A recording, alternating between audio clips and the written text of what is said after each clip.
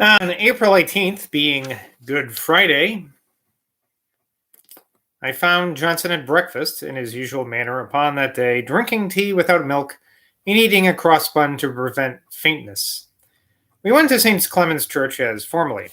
When we came home from church, he placed himself on one of the stone seats at his gardening door, and I took the other, and thus, in the open air and in the placid frame of mind, he talked away very easily.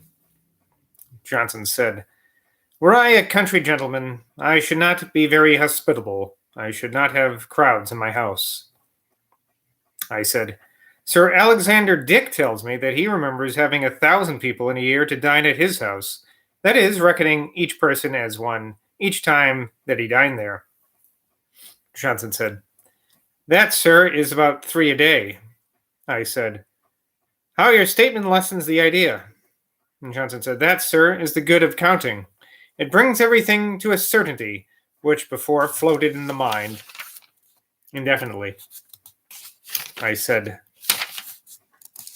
"But omne ignotum pro magnifico est. The unknown always passes for something grand." From Tacitus, Agricola, chapter 30. "One is sorry to have this diminished." Johnson said, "Sir, you should not allow yourself to be delighted with error." I answered, 3 a day seems but few." Johnson said, Nay, sir, he who entertains 3 a day does very liberally. And if there is a large family, the poor entertain those 3, for they eat what the poor would eat. There must be superfluous meat. It must be given to the poor or thrown out." I said, "I observe in London that the poor go about and gather bones, which I understand are manufactured." Johnson said, "Yes, sir, they boil them and extract grease from them for greasing wheels and other purposes. Of the best pieces, they make a mock ivory, which is used for hafts to knives and various other things. The coarser pieces they burn and pound and sell the ashes." I said, "For what purpose, sir?" Johnson said, "Why, sir, for making a furnace for the chemist for melting iron. A paste made of burnt bones will stand a stronger heat than anything else. Consider, sir, if you are to melt iron, you cannot line your pot with brass, because it is softer than iron, and would melt sooner. Not with iron, nor with iron, for though malleable iron is harder than cast iron, yet it would not do. But a paste of burnt bones will not melt." I said, "Do you know, sir, I have discovered a manufacture to a great extent of what you only piddle at: scraping and drying the peels of oranges."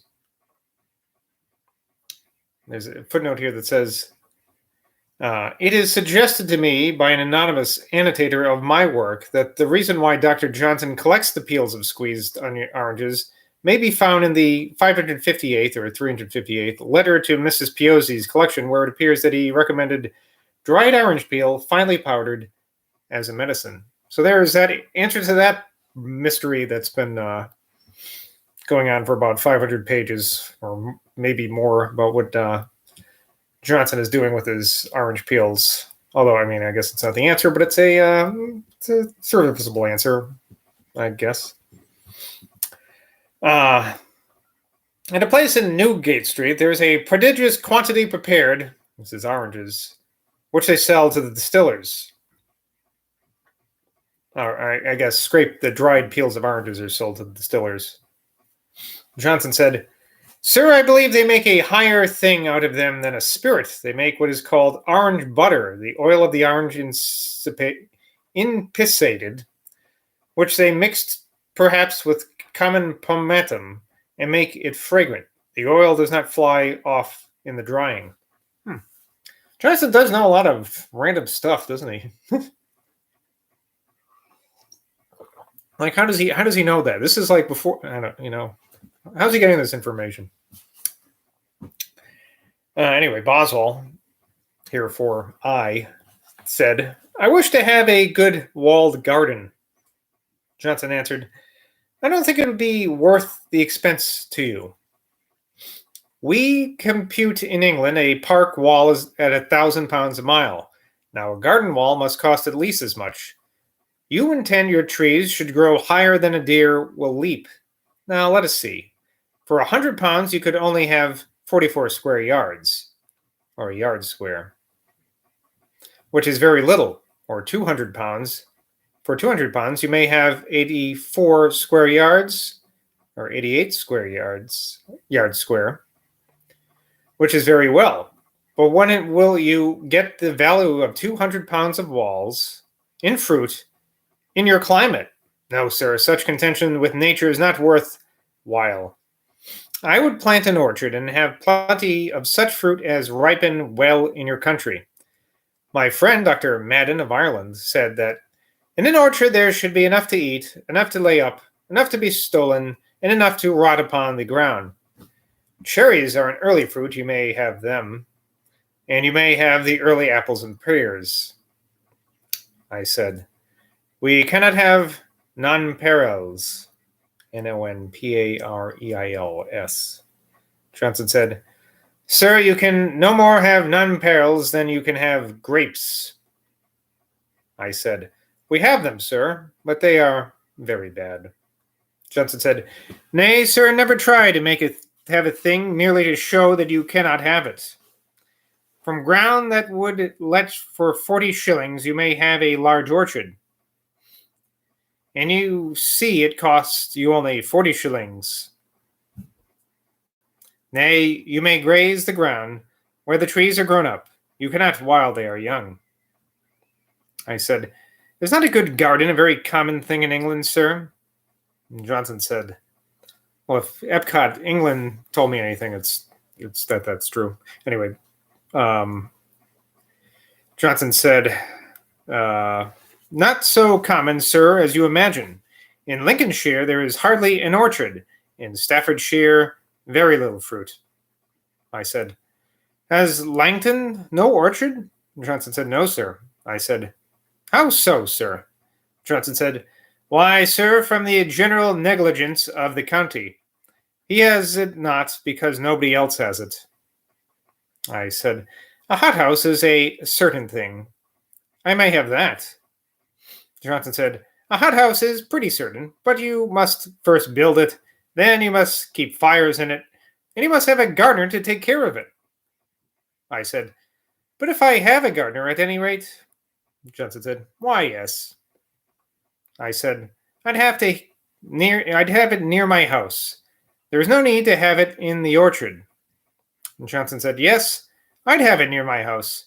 I would plant a great many currants. The fruit is good, and they make a pretty sweetmeat. Now, I record this minute detail, which some may think trifling. Oh, I enjoyed it. In order to show clearly how this great man, whose mind could grasp such large and extensive subjects, as he has shown in his literary labors, was yet well informed in the common affairs of life and loved to illustrate them.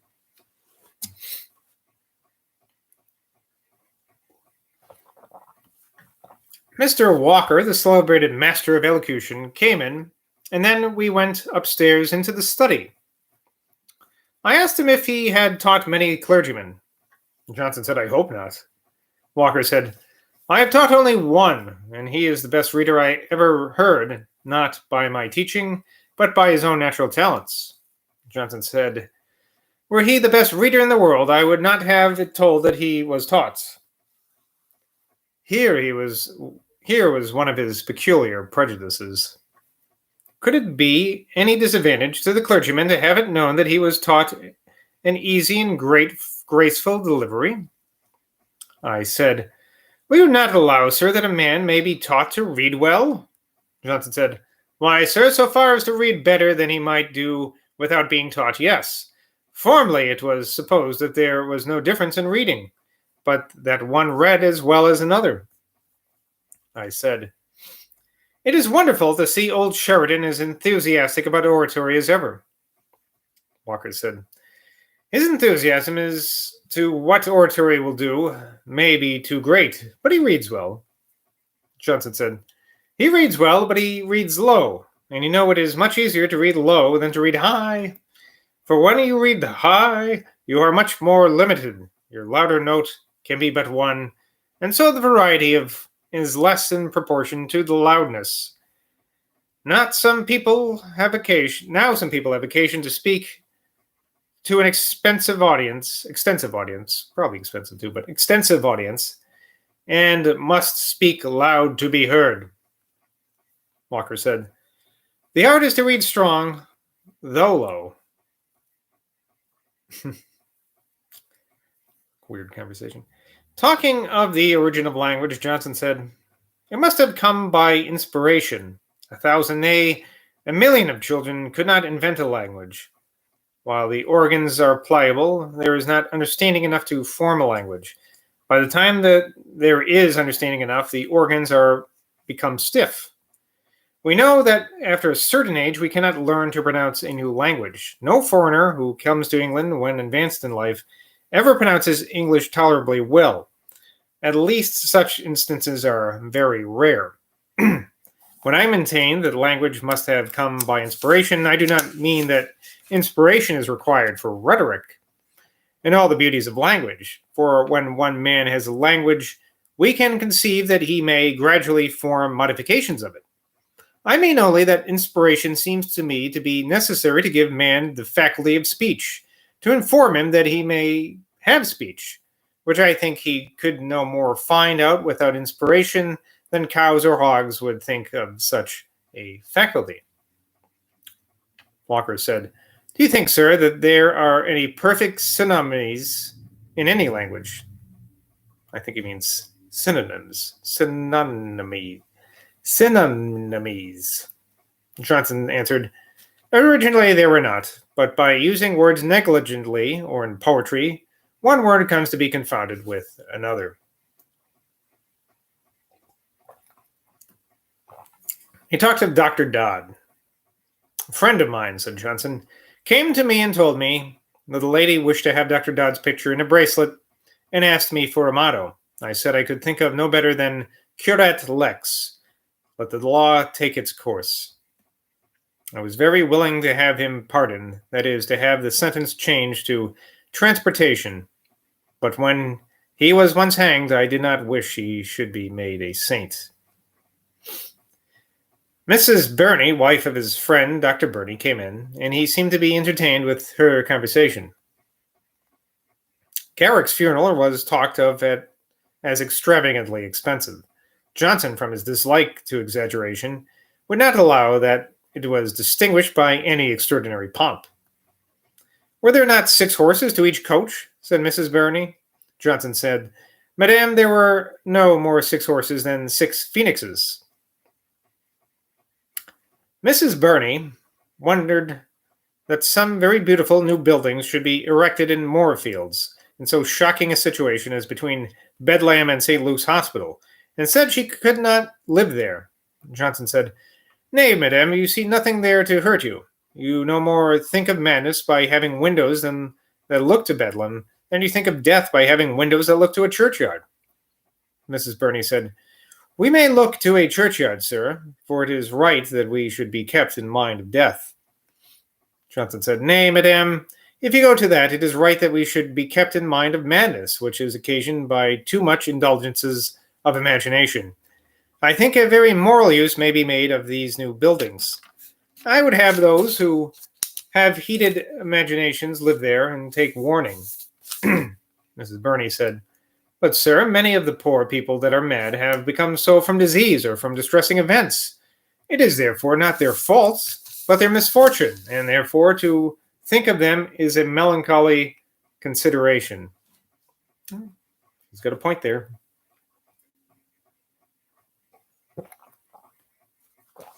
Time passed on in conversation till it was too late for the service of the church at 3:00. I took a walk and left him alone for some time, then returned, and we had coffee and conversation again by ourselves.